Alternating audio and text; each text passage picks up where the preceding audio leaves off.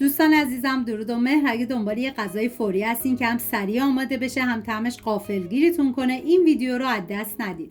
2 عدد بادمجون رو طبق ویدیو ریز کنید. این غذا برای 3 نفر در نظر گرفته شده. شما بر اساس تعداد نفرات باید مواد کم یا زیاد کنید. بعد از خورد شدن بادمجون رو بریزید داخل یه ظرف، مقداری آب و نمک بهش اضافه کنید و به مدت 20 دقیقه بذارید کنار تا تلخی بادمجون گرفته بشه. بعد از 20 دقیقه از آب نمک خارج کنید و بادمجون رو خشک کنید. 4 عدد تخم مرغ نیاز دارین که من داخل یه ظرف میشکنم و بعد از شکستن باید به مدت 30 ثانیه هم بزنید تا تخم مرغ از لختگی در بیاد. ادویه های این غذا شامل زردچوبه، پودر تخم گشنیز، فلفل سیاه، آویشن و نمک هستش.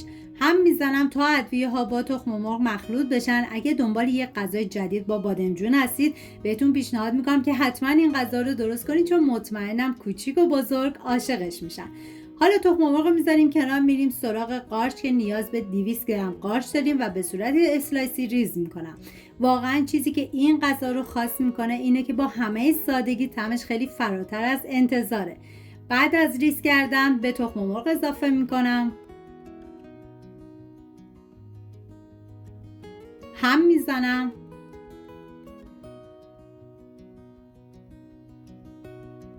و 1 عدد فلفل دلمه‌ای سبز رو به صورت نگینی ریز میکنم. حتی شما میتونید فلفل دلمه‌ای رنگی دیگه هم استفاده کنید که این دیگه کاملا سلیقه‌ایه.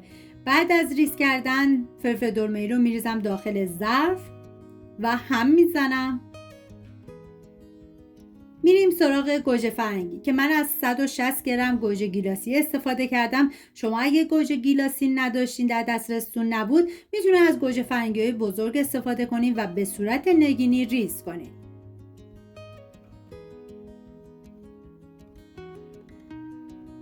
و بعد از خورد کردن به بقیه مواد اضافه میکنم. و حالا این مواد آماده کردیم، میذاریم کنار. میریم سراغ بادمجون که من کاملا خشک کردم.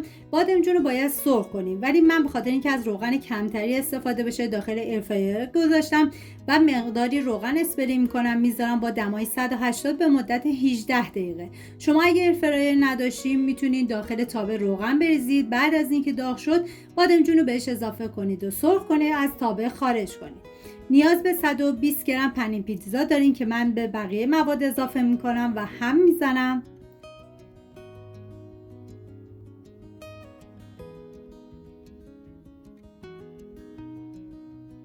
و بعد از اینکه بادمجون سرخ شد گذاشتم کاملا خنک شد. بعد از خنک شدن به بقیه مواد اضافه کردم. ببینید زمانی که بادمجون داغه به هیچ عنوان با مواد مخلوطش نکنید، بذارید تا کاملا خنک بشه. حالا هر ظرفی که میخواد بذارید داخل فر، اول چربش کنید و بعد مواد رو بریزید داخل قالب، سطحش رو فشرده کنید، مقداری پنیر پیتزا بریزید روی مواد و بذارید داخل فری که از قبل گرم شده با دمای 180 درجه به مدت 35 دقیقه. من سطحش رو فشرده و صاف میکنم و حالا مقداری پنیر پیتزا میریزم که ریختن پنیر پیتزا توی این مرحله کاملا سلیقه‌ایه. میتونید پنیر پیتزای بیشتری هم استفاده بکنید. و اینم از غذای خوشمزه ما. غذا فقط یه وعده نیست، یه حس از خونه و آرامش. اگه با من هم عقیده این، همینجا کنار من بمونید تا ویدیو بعدی رو از دست ندید. امیدوارم درست کنید و در کنار خانواده از خوردنش لذت ببرید. سپاس از همراهی همیشگیتون. تا درودی دیگر، بدرود.